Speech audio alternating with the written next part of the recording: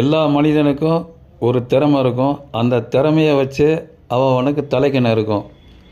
ஆனால் இவங்களுக்கு 100க்கு 200% சொல்லலாம். யாருன்னா நம்ம சங்கீதம் தெரிஞ்சவங்க. சபாவில் பாடுறாங்கள அவங்க தான்.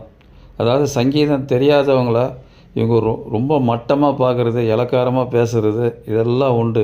இவங்க கச்சேரி பண்ணுற சபாவில் இவங்க குரூப்பை சேராதவங்க போனால் அவ்வளோதான் ஆகும். அவங்கள மட்டம் தட்டி பேசுகிறது, இழிவாக பேசுகிறது, தரக்குறையாக பேசுகிறது, ஒருமையில் பேசுகிறது எல்லாம் நடக்கும் அங்கே.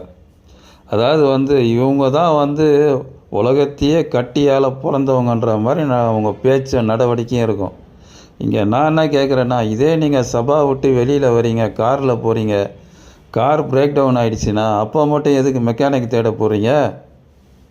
நீங்கள் சபாவில் பாடின பாட்டை இல்லை கீர்த்தனையை பாடியே காரை சரி பண்ண வேண்டியதானே. அப்போ மட்டும் ஒரு ஆள் தேவைப்படுதில்ல.